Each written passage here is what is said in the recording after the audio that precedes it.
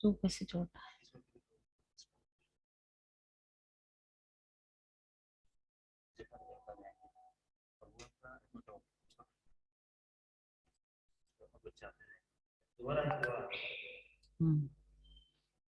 Good morning student, good morning. Pawan, मेरी आवाज सुनाई दे रही है क्या बेटा? हेलो इशिका, मेरी आवाज सुनाई दे रही है क्या? Hello hello Ishika Tibdewal, Ishika.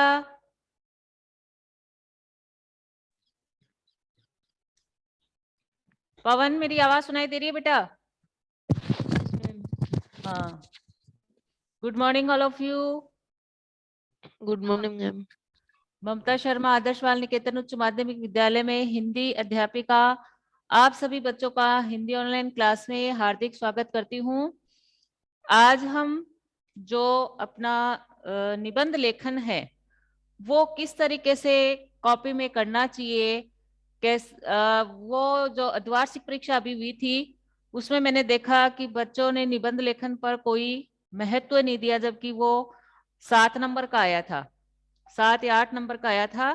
तो उसमें आप लोगों को ने उस पे ऐसे सोचते हैं कि निबंध तो ऐसे ही है, इसको तो ऐसे ही अपन कर लेंगे, लेकिन निबंध भी है वो बिना पढ़े हुए या फिर उसकी 3-4 बार जब तक रीडिंग नहीं लेते हैं तब तक वो हमें नहीं आता है। हम इस बात को भूल जाते हैं कि हमें निबंध है उसको जरूर से पढ़ना चाहिए, क्योंकि वो ज्यादा मार्क्स का आता है, पत्र है वो ज्यादा मार्क्स का आता है, लेकिन हम उस पर विचार नहीं करते हैं। तो इस बात को ध्यान में रखते हुए आज मैं आप लोगों को बताऊंगी कि निबंध लेखन में हमें किन बातों का ध्यान रखना चाहिए और किस तरीके से हमें निबंध को सॉल्व हल करना चाहिए। निबंध आते हैं, टॉपिक दिया हुआ आता है अपने को कि उपभोक्तावाद, भारतीय संस्कृति पर योग भगाए रोग, या बेटी बचाओ बेटी पढ़ाओ, कोई भी टॉपिक आता है तो हमें निबंध को किस तरीके से करना है और निबंध के क्या अंग होते हैं, कितने उसके प्रकार होते हैं, इसका हम आज पढ़ते हैं। पहले अपना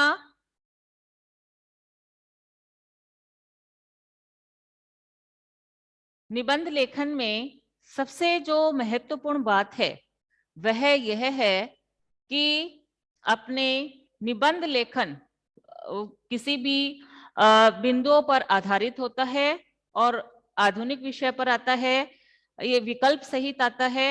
तो हमें जो निबंध को लिखना है उसको विचारों को भी हमें क्रमबद्ध करना चाहिए, सुंदर लिखना चाहिए, गठित करना चाहिए। उसकी जो भाषा है वो उस इतनी अच्छी होनी चाहिए कि पढ़ने वाला है वो उसको मंत्रमुग्ध कर दे। तो जो अपनी निबंध है उसके 3 अंग होते हैं। हमारे निबंध हैं, निबंध लेखन होता है, उसके 3 अंग होते हैं। हम हमेशा, आप लिखते हो प्रस्तावना लिखते हो ना, निबंध निबंध में क्या क्या लिखते हो आप? प्रस्तावना। सबसे पहले हम प्रस्तावना लिखते हैं, फिर हम लिखेंगे इसका विषय विस्तार, फिर लिखते हैं हम उपसंहार। फिर इसका जो दूसरा है कि विषय विस्तार, कि इसका विषय है जो हमें बिंदु दिया गया है उसका विस्तार कितना है। और तीसरा है अपना, दिखाई दे रहा है ना बेटा सबको? विषय विस्तार। तीसरा है उपसंहार। उपसंहार, ये 3 तो है। हम लिखते हैं कि प्रस्तावना, विषय विस्तार के किस क्या क्या टॉपिक हैं उसके, और फिर हम उपसंहार लिखते हैं। तो प्रस्तावना, प्रस्तावना में प्रस्तावना जो होती है, प्रस्तावना में क्या बातें आती है? हम जो निबंध लिखते हैं उसमें प्रस्तावना आती है। इसके अंतर्गत निबंध की जो भूमिका होती है, आप सभी इसको लिखते जाएंगे। इसके अंतर्गत इसके मैं अंतर्गत बैठ गया ना जल्दी से। क्यों? अरे अपना माइक बंद कर लो, क्लास टाइम में डिस्टर्ब होता है, कुछ पूछना हो तब ऑन करेंगे आप लोग। इसके अंतर्गत निबंध की इसके अंतर्गत निबंध की समग्र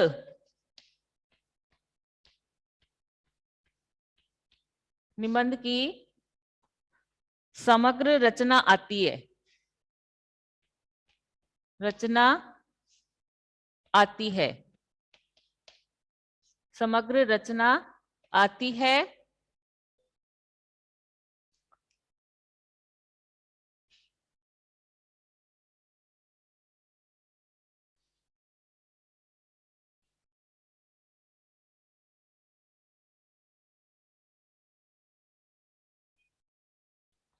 सॉरी, इसके अंतर्गत निबंध की, मैंने प्रस्तावना लिखा है, इसके अंतर्गत निबंध की जो भूमिका है वो आती है, विषय विस्तार में आएगी।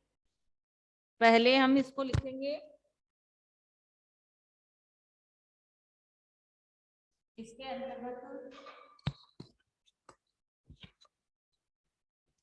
इसके अंतर्गत निबंध की, इसके अंतर्गत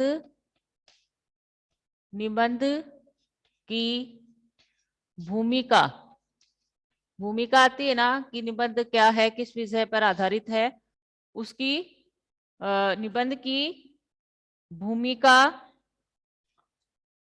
भूमिका आती है। और निबंध के कथ्य का संकेत दिया जाता है, और भूमिका आती है तथा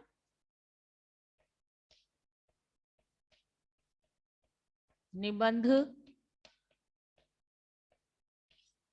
का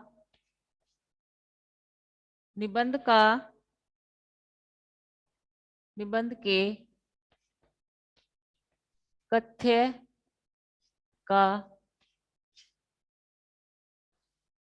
का संकेत दिया जाता है, संकेत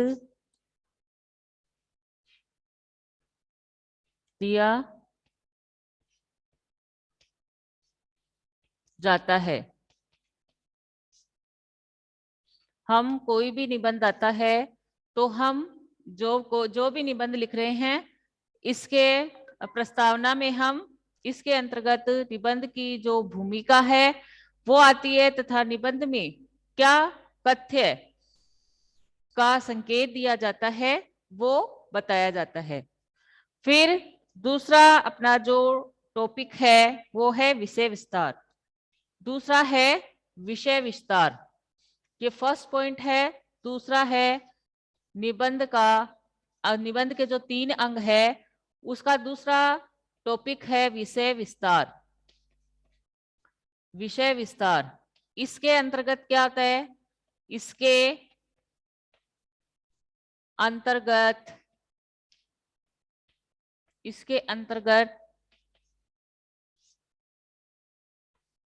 अंतर्गत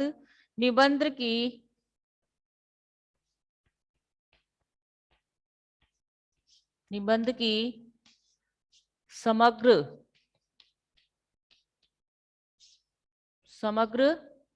सामग्री कि निबंध में क्या दिया हुआ है, क्या बातें हैं इसमें, वो बातें हैं, वो आती है सामग्री,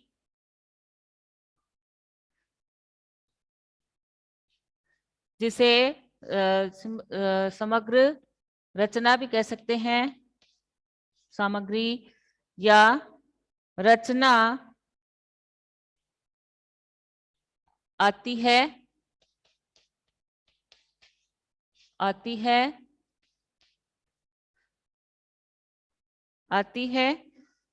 और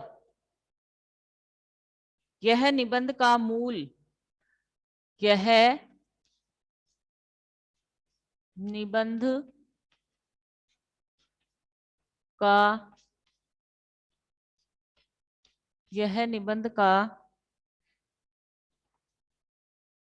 मूल एवं विस्तृत, दिखाई नहीं दे रहा होगा, मूल एवं, यहां तक दिखाई दे रहा है क्या कि प्रस्तावना निबंध के 3 अंग है। अपने निबंध के मुख्य 3 अंग होते हैं, प्रस्तावना, विषय विस्तार और उपसंहार।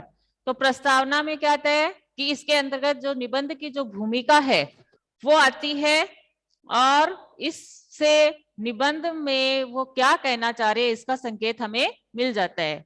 फिर इसका होता है विषय विस्तार, तो इसके अंतर्गत निबंध की जो समग्र रचना है वो आ जाती है और यह निबंध का मूल एवं विस्तृत भाग होता है। यहां तक लिख लिया क्या आप लोगों ने? यह निबंध यस का मैम। Yes ma'am. यह निबंध का मूल एवं, ये रफ कर दे रही हूं,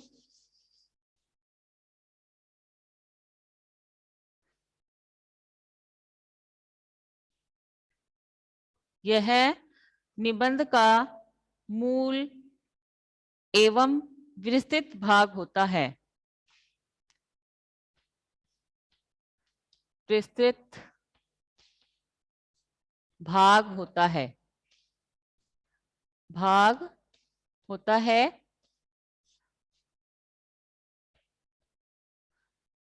विस्तृत भाग होता है, इसमें निबंध लेखक इसमें निबंध इसमें निबंध लेखक इसमें निबंध लेखक अपने भावों को, लेखक अपने भावों को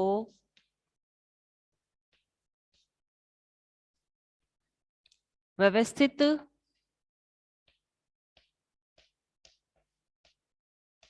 व्यवस्थित एवं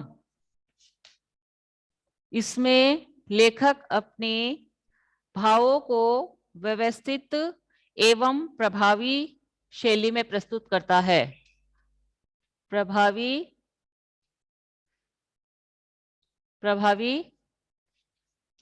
शैली में प्रभावी शैली में व्यक्त करता है।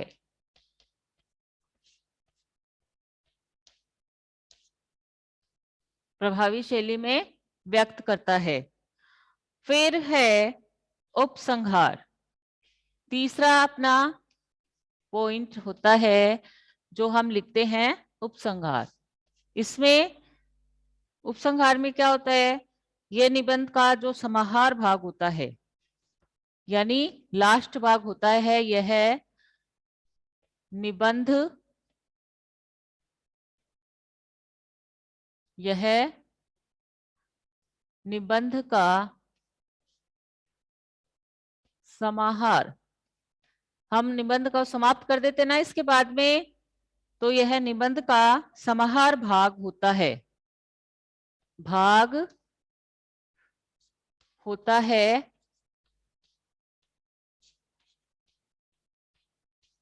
समाहार भाग होता है।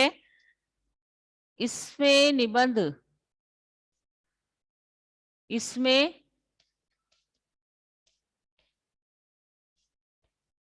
निबंध इसमें निबंध लेखक को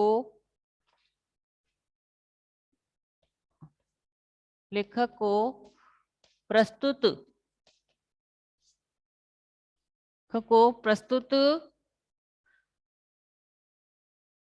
निबंध का प्रभावपूर्ण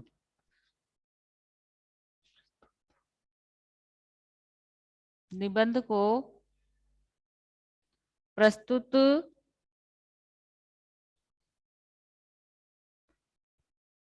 इसमें निबंध को प्रस्तुत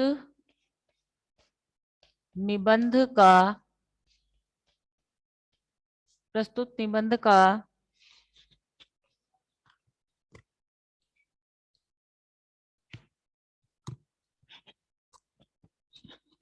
प्रस्तुत निबंध का प्रभावपूर्ण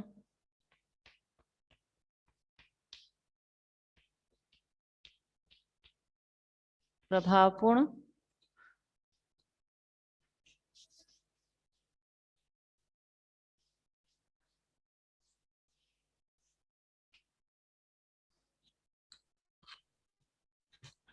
प्रभावपूर्ण उपसंहार करना होता है। उपसंहार करना होता है। करना होता है। करना होता है। यह संक्षिप्त होना चाहिए। यह संक्षिप्त का मतलब क्या होता है? आकर्षक, छोटा, आकर्षक, आकर्षक व आकर्षक व मन को प्रभावित करने वाला होना चाहिए। मन को प्रभावित करने वाला होना चाहिए। हम जो उपसंहार लिखते हैं वो हमें लिखते समय हमें ये बात ध्यान रखनी है कि वो जो निबंध का है वो बहुत ही महत्वपूर्ण भाग है और इसमें हमें वही बातें लिखनी चाहिए जो उसका जो पूरे निबंध का सार आ जाए और पढ़ने में वो आकर्षक भी लगे और जो कॉपी चेक कर रहे हैं या जो इसको पढ़ रहे हैं उसके मन को भी वह प्रभावित कर दे। तो हमें इन 3 बातों का ध्यान रखना होता है। फिर अब हम इसके जो निबंध के प्रकार हैं वो देखते हैं कि निबंध है वो कितने प्रकार के होते हैं। निबंध है मुख्य रूप से 4 प्रकार के होते हैं जो इस प्रकार हैं। 4 प्रकार कौन कौन से निबंध के? वर्णनात्मक निबंध होता है, विवरणात्मक निबंध होता है, विचारात्मक निबंध होता है और भावात्मक निबंध होता है। वर्णनात्मक जिसमें वर्णन करते हैं हम निबंध के। रफ कर दो इसको, लिख लिया क्या सबने? लिख लिया क्या? रफ कर दूं? Yes ma'am. हाँ, आप लिखेंगे। आप मैं आपके लोगों की नोटबुक में देखूंगी क्योंकि अभी मैंने जो हाफ ईयरली एग्जाम में देखा था कि निबंध को आपने कोई महत्व ही नहीं दिया है कि निबंध तो ऐसे ही है, हम ऐसे ही कर देंगे। लेकिन आप जानते हैं कि वो सबसे ज्यादा मार्क्स का निबंध और पत्र है वो ज्यादा मार्क्स के होते हैं। दीक्षिका मैं सही कह रही हूँ ना? Yes ma'am. हाँ, निबंध को आपने यस ज्यादा मैम। तवज्जो नहीं दी बेटे। निबंध के प्रकार, निबंध कितने प्रकार के होते हैं अब लिखेंगे आप लोग। निबंध के प्रकार, निबंध के प्रकार, निबंध है वो 4 प्रकार के होते हैं। निबंध कितने प्रकार के होते हैं? 4 प्रकार के होते हैं। एक वर्णनात्मक, पहला है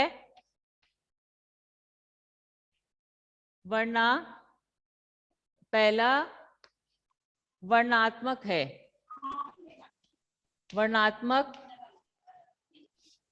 निबंध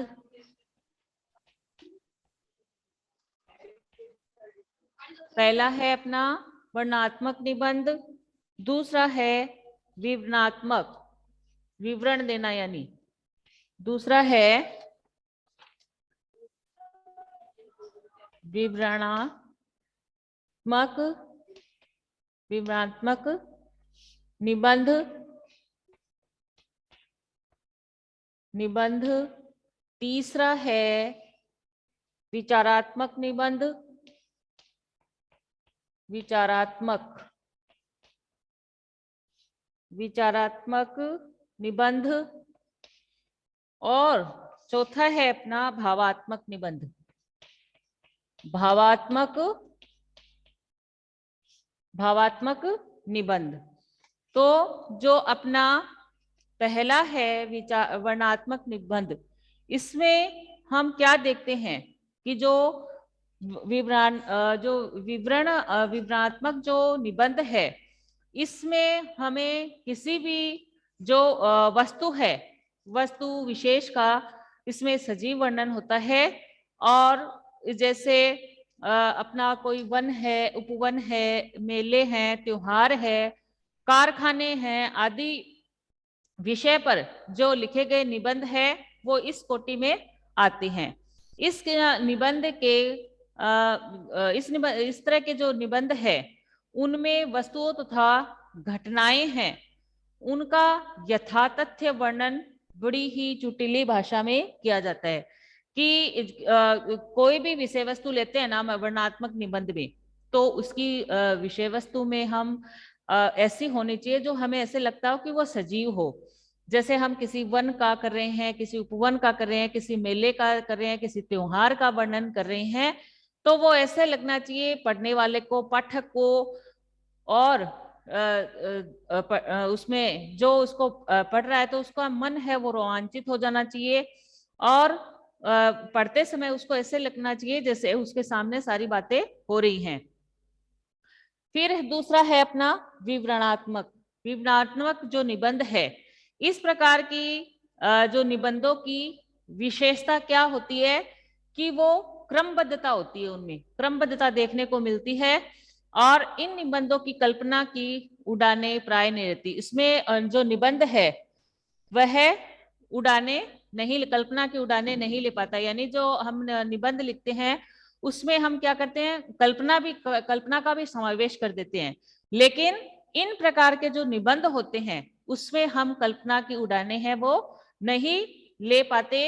इसमें हम किसी भी घटना या यात्रा का रोचक और आकर्षक रूप में हमें प्रस्तुत करना होता है। इस प्रकार की निबंध की ये विशेषता होती है। जैसे आप कर रहे हो कि मेरी पहली हवाई यात्रा, आपने पहली बार किसी हवाई उड़ान की होगी, उसके बारे में आप वर्णन कर रहे हैं। आपका कोई विद्यालय का वार्षिक उत्सव हो रहा है, या फिर आप कहीं भी किसी मेले को देखने के लिए देख गए हैं, उसके की जो आंखों देखो का वर्णन है, या फिर आप चुनाव का कोई दृश्य है उसका वर्णन कर रहे हैं, तो इनमें आपको क्या होगी कि एक क्रमबद्ध तरीके से इसको लिखना होगा। इसमें आप अपनी कल्पना है का समावेश नहीं कर सकते हैं। और फिर तीसरा है अपना विचारात्मक निबंध। विचारात्मक जो निबंध है, इस निबंध की विशेषता क्या होती है कि इसमें लेखों की विचारों की प्रधानता होती है। विचार है वो प्रधान होते हैं, जिनमें किसी पर विषय पर विचार किया जाता है, अर्थात उसके कारणों, उसके गुण दोष और हानि लाभ आदि की विवेचना की जाती है कि इसके क्या कारण है। हम किसी भी विषय पर चर्चा कर रहे हैं या निबंध लिख रहे हैं तो हम उसके कारणों को लिखना होगा। जैसे पर्यावरण है, पर्यावरण संरक्षण, पर्यावरण है हमारा प्रदूषित कैसे हो गया है, उसके हमें कारण लिखने पड़ेंगे।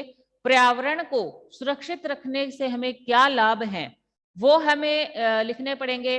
पर्यावरण को अगर हम सुरक्षित नहीं रखेंगे, सही नहीं रखेंगे, तो उससे क्या हानि होगी वह हमें लिखना पड़ता है। ये मैंने एक एग्जाम्पल बताया आपको कि इस प्रकार के जो निबंध होते हैं उसमें विचारों की प्रधानता होती है, और उसके हम जो कारण हैं, उसके गुण हैं, उसके दोष हैं, उसकी हानि लाभ आदि हम उसमें लिखते हैं। इस प्रकार के जो निबंध होते हैं वो विचारात्मक निबंध कहलाते हैं। जैसे आध्यात्मिक, मनोवैज्ञानिक, सामाजिक, राजनीतिक और साहित्यिक इस कोटि में आते हैं। जैसे विद्यार्थी और अनुशासन है, कोई भी आपकी अस्मरणीय घटना है, इस प्रकार के जो निबंध है वो विचारात्मक निबंधों में आते हैं। फिर है भावात्मक निबंध। फिर है भावात्मक निबंध। भावात्मक निबंध में क्या होता है? भावात्मक निबंध में इस जो कोटि के निबंध होते हैं उसमें भावों की प्रधानता होती है, और इसके पश्चात जब भावों को स्थान दे दिया जाता है उसके पश्चात उसमें कल्पना का स्थान होता है, और सबसे अंत में विचार तत्व का स्थान होता है। इसमें लेखक क्या करता है? उसकी अनुभूतियों को, उसकी भावनाओं को और अनुभव आदि की अभिव्यक्ति उसमें करता है। जैसे आप लिख रहे हो किसी कवि, मेरा प्रिय कवि तुलसीदास है, जयशंकर प्रसाद है, किसी के बारे में भी आप लिख रहे हैं, और या सत्य के बारे में बता रहे हैं कि सत्य की क्या महत्व है, क्या महत्व है सत्य का, इस कोटि के जो निबंध है वो इसमें आते हैं। आप लिखेंगे कि मेरा प्रिय कवि, तो आपका प्रिय कवि वो कैसे है, किस किस कैसे बना, उसके किस विचारों से आप प्रभावित हुए, इस तरह की बातें हैं जो इसमें लिखनी होती है। अब आप जो अपने निबंध लिखते हो उसमें जो स्मरणीय बातें होती है, जो याद रखने लायक बातें होती है, वो है कि हम निबंध लिखें तब सबसे पहले क्या करें, हम उसको अनुच्छेदों में बांटे, यानी छोटे छोटे पैराग्राफ में। जिसे आप पैराग्राफ बोलते हो तो उनको अनुच्छेद में हमें बांटना चाहिए, और एक अनुच्छेद में यानी एक पैराग्राफ आप लिखते हो तो उसमें आपको एक ही विचार प्रस्तुत करना चाहिए।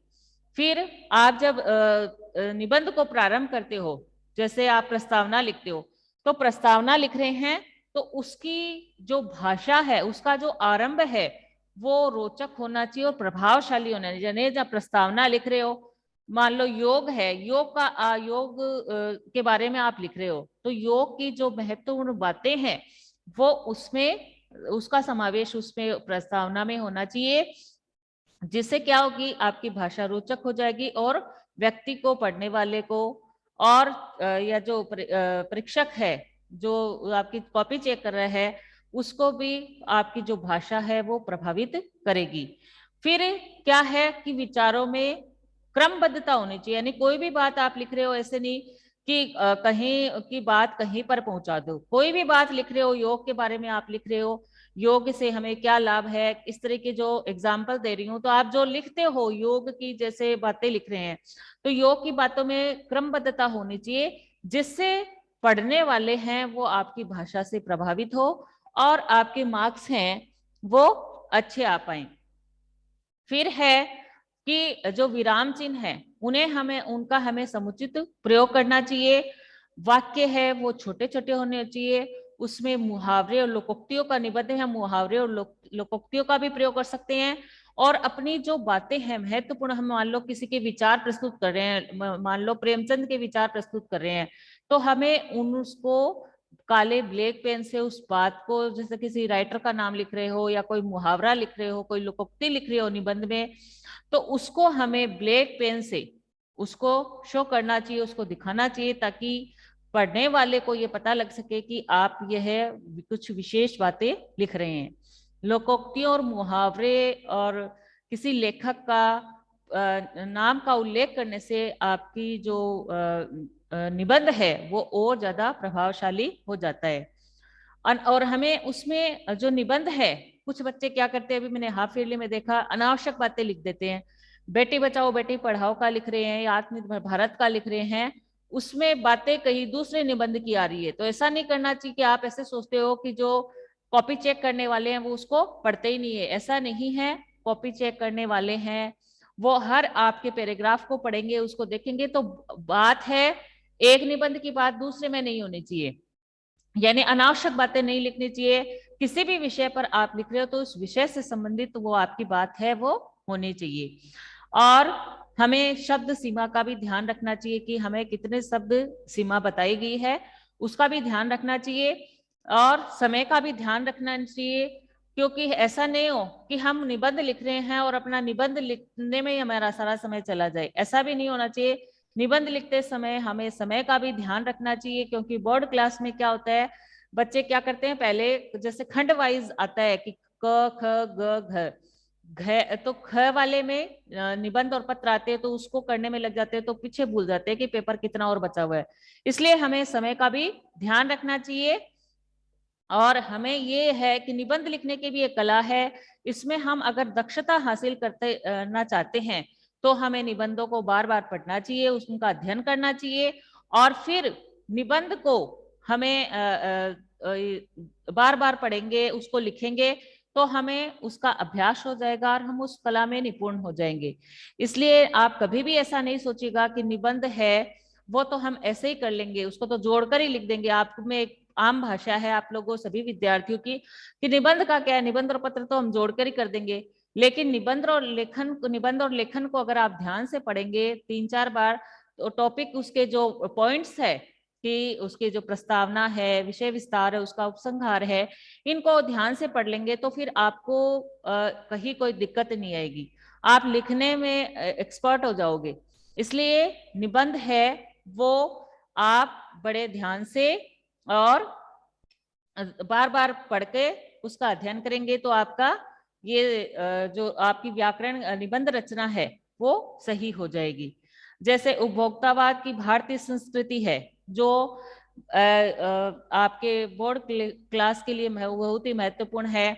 तो इसमें अपने लिखेंगे, जैसे प्रस्तावना लिखेंगे इसकी, तो इसका प्रस्तावना लिखेंगे तो भारतीय संस्कृति की क्या पहचान है, भारतीय संस्कृति की विश्व में एक प्राचीन विश्व की एक प्राचीनतम संस्कृति है और इसमें लोकहित की प्रधानता है। भारतीय संस्कृति में क्या है, लोकहित की प्रधानता है कि लोगों का हित कैसे हो, उसको महत्वपूर्ण स्थान है। यह है अपनी जो भारतीय संस्कृति है ये वसुधैव कुटुंबकम में विश्वास रखती है।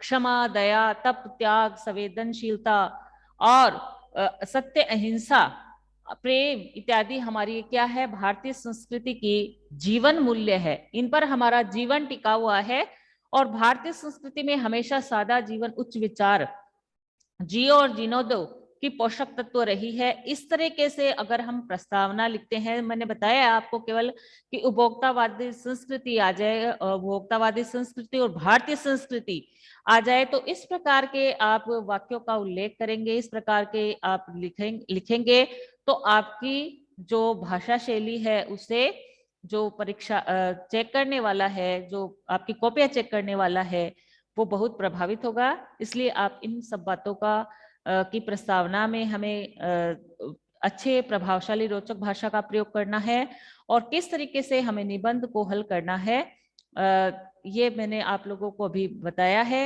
मुझे आशा है आप लोग ध्यान रखेंगे। कल हम एक 3-4 टॉपिक मैं आप लोगों को ऐसे निबंध के बताऊंगी जो मैंने आपको महत्वपूर्ण निबंधों में से उसके चिन्ह लगाए और कॉपी में करने के लिए दिया है। आप इस सारे बच्चे इस बात को नहीं भूलेंगे कि मैंने जो निबंध आपको कॉपी में करने के लिए दिए हैं वो नोटबुक में आपकी कॉपी में हो जाने चाहिए। कल हम उस पर विस्तृत चर्चा करेंगे। आज हमारी क्लास का टाइम है वो ओवर हो चुका है, इसलिए आप लोग अपनी जो आपका पेंडिंग होमवर्क है वो आप अपनी नोटबुक में कर लीजिएगा। कोई दिक्कत हो तो मेरे से पूछ लीजिएगा। Thank you, have a nice day.